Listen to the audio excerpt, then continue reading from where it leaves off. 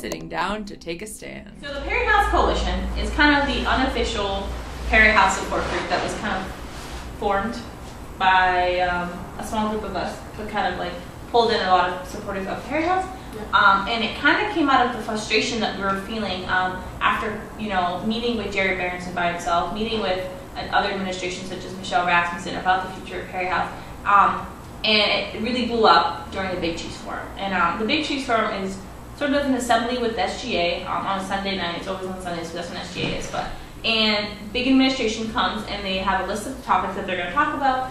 And with the student body, we're allowed to ask the questions about whatever that may be. And Perry House is one of the topics this year. So Jerry Berenson started addressing it, and it was actually a few days after several members of the Perry House Coalition had a meeting with him to discuss how culturally and socially significant Perry House was on campus and how important it was to sort of the social justice and racial issues on campus. But we heard from Jerry Berenson that evening that he didn't know anything about the cultural history of Perry House or anything about the history at all, which frustrated a lot of people and I think drove the coalition to sort of kickstart into action at a faster pace and sort of more vigorously. After Big Cheese, a lot of us were really frustrated with how it had gone down, so we just met.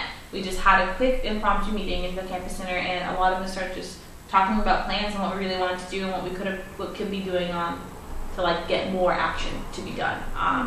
And that's kind of where our initial letter for President McAuliffe that we were going to send her started, right? And discussion of more direct action that we kind of wanted to do. Meeting in the campus center and again having our impromptu meeting after talking to faculty, staff, other students who were invested or wanted to be more invested in the Perry House movement, we came up with a collective letter that was addressed to Jay McAuliffe, President Jay McAuliffe, the Board of Trustees, and any other administration, and her cabinet. And in this letter, we basically gave a historical overview of Perry House, explaining why it's important, named it as a racial issue, and talked about the value of people of color on this campus.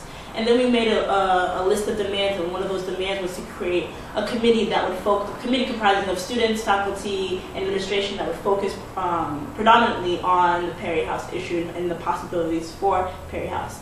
The letter was a success. We got over 300 signatures from faculty, alum, and students.